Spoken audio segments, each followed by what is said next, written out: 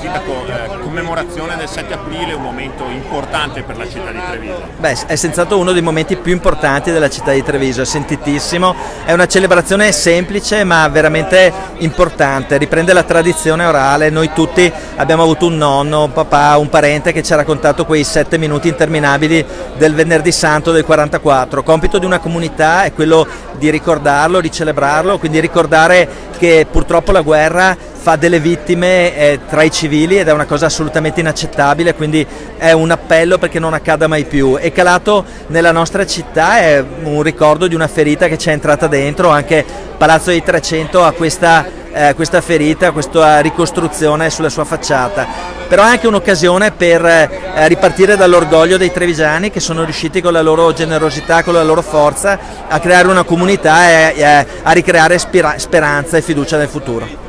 Perché non succeda mai più, proprio per questo è anche il messaggio della spilletta che lei apporta al Baveno. Sì, è l'Associazione Nazionale Vittime Civili di Guerra, assolutamente un progetto condivisibile perché non accada mai più. Qui ci vuole una memoria della storia, una memoria radicata su quanto è successo.